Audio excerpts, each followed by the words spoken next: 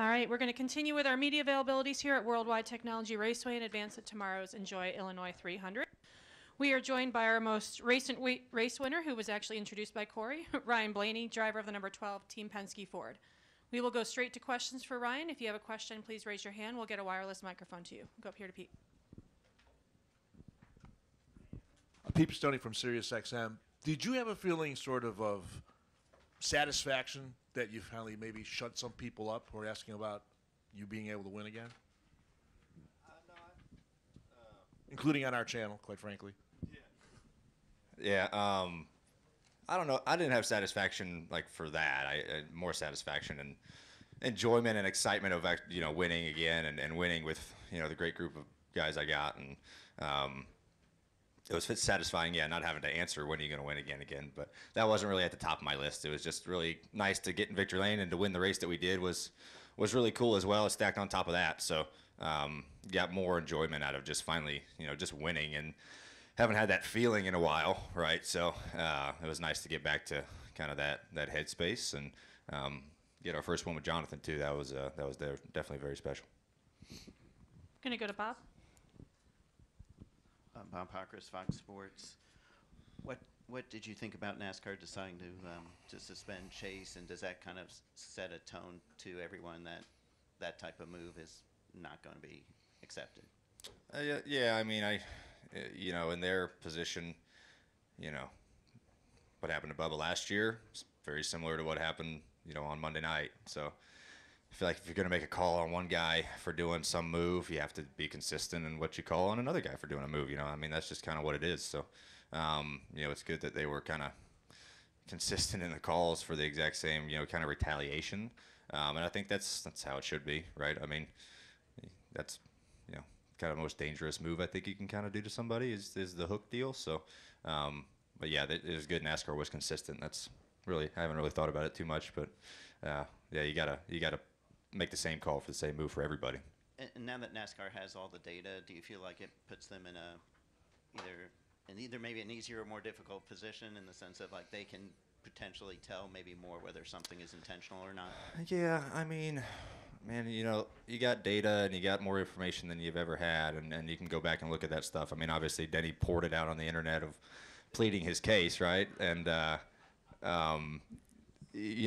but the data is one thing. The other thing is things happen so quick, and it's in the spur of the moment. Like, it's super hard to go off of just data, right? There's other things, and things happen really fast, and you don't know the emotions of somebody, and you don't know if, okay, something, I'm not saying this in this situation, but if something is broken or if it's a genuine mistake, or I don't think you can heavily rely on data.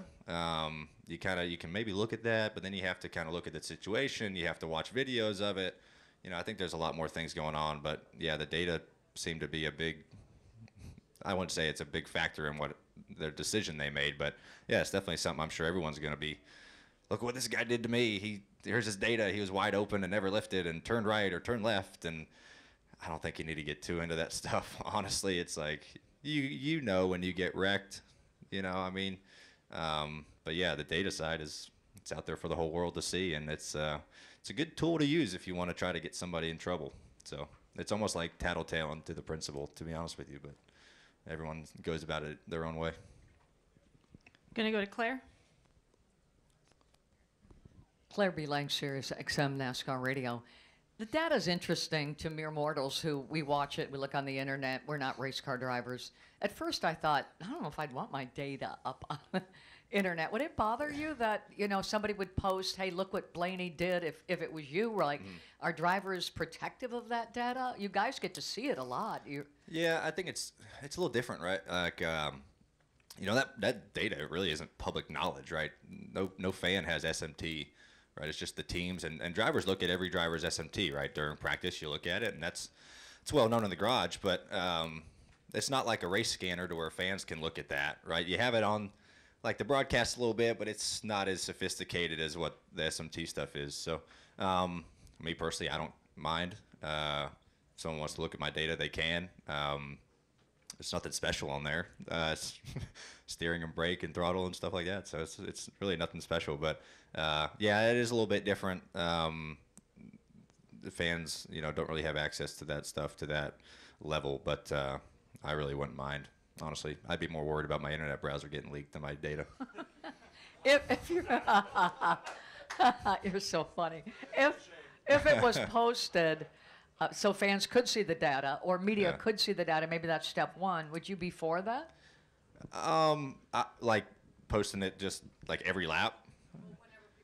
Yeah, I mean, I don't think you have to do that. Like that's, I mean, there's data's been around for a really long time, SMT and stuff like that, and that's kind of the first time I remember seeing it, like someone using it as pleading their case. Yeah, I don't know if we should make that the norm, but everyone goes about it differently. But Denny's a big data guy, right? I mean, he always looks at that stuff and relies on that stuff, and like I said, everyone's different. So I don't know if it needs to be the norm, but like I said, I can't really do anything about it if someone wants to put it out there. Unlike the other thing. Go to Justin. Justin Schuler, Kicking the Tires. Blaney, we were talking earlier. Obviously, you come off this long winless streak. You finally get the win, but it's not just a win. It's the 600.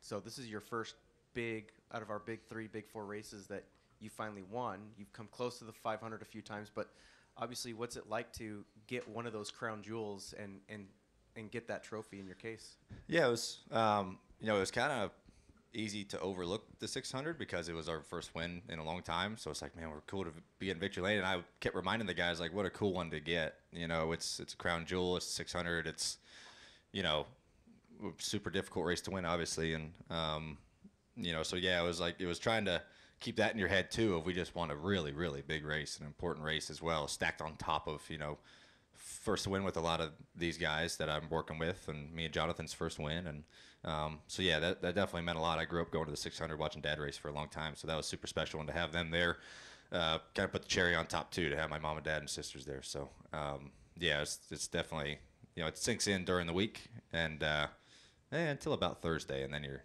Wednesday or Thursday, and then you're focused on trying to get another one. So. All right, we have quite a few questions out there, so I just want to get these through as quickly as I can. We'll go to Lee, and then we'll go to Steve. Ryan Lee Spencer, catchfest.com. Kind of curious, that move of Chase's seemed really uncharacteristic for him. And you guys are both second generation, well, you're a third generation driver, but does a guy just snap in that moment when something like that happens that you just normally wouldn't you guys are good friends, something that just normally would be uncharacteristic of someone? Yeah, I mean, people snap at some point, no matter who they are, and outside looking in, I think he got tired of getting run in the fence 2 or 3 times and just had enough of it and reacted the way that he reacted. So, yeah, it's everyone, like I said, no matter if it's not their character, you sometimes have moments of you're just over it, right? And you're sick of getting run in the fence or something like that, and you see uncharacteristic things when that happens. So. Ryan, Steve Post, Motor Racing Network. You talked about the importance of the 600 to you and your guys. Roger Penske winning the Indianapolis 500, the Coca-Cola 600 on the same weekend, not the same day.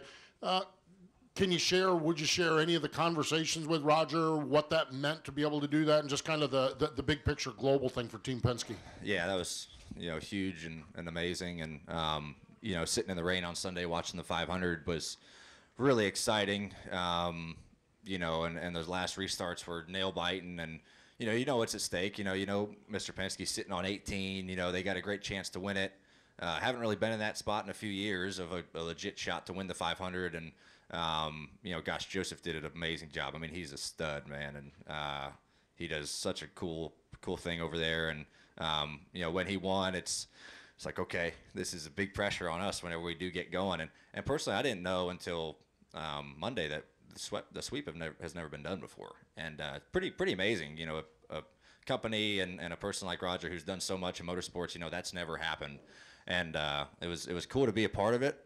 Be a part of finishing the job and completing the sweep. And I was able to call him Monday night around midnight. They were on the plane headed back to Michigan after the Indy banquet, and it was cool to talk to him for a little bit. It was him and Miss Penske, and they were really excited. He said they were at the Indy banquet and they had their phones under the table and they were watching the end of the race. So, and then I talked to him like 3 times the next day. So it's super cool to contribute to something like that, especially for RP, how great he's been to me. And the Tuesday afternoon win celebration with Penske with the IndyCar folks and NASCAR folks, that was a very cool moment too. Going to come up front to Daniel, and then we'll go in the middle. Daniel McFadden, Arkansas Democrat Gazette. First, where's the Coke machine going that you won? Yeah, I got a spot for it in a bar I got built. So I haven't gotten it yet, but yeah, I have a pretty good place for it. That thing's pretty cool, very cool.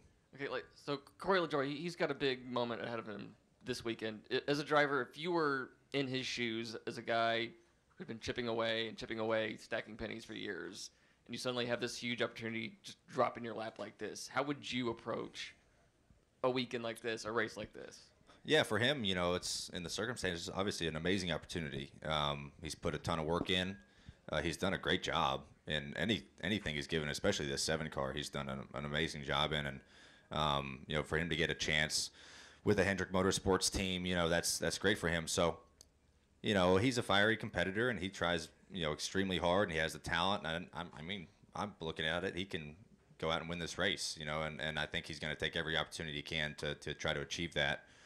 So I would say really don't do anything different than what's gotten him here, right? He's done great. He's been amazing. He's gotten great finishes and gotten everything out of the car.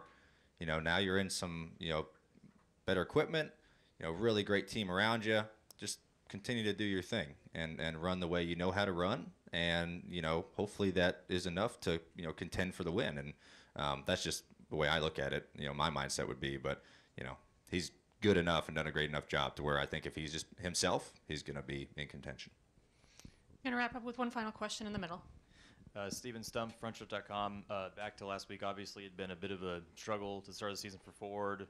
Logano at Atlanta, and then you at Charlotte. Those are the only 2 so far. Ford had kind of struggled a little bit on the 1.5-mile tracks. Do you feel like with how good you guys were at Charlotte, has you and maybe Team Penske as a whole found something that you can keep repeating going forward? Yeah, I hope so. It's been no secret. We've struggled a little bit on the intermediates and mile and a halves, and been trying to search for speed and trying to figure out, the new nose that we have. It's been a little bit of a struggle. So really proud of the efforts, from everybody, from, Ford and Penske and Roush H engines.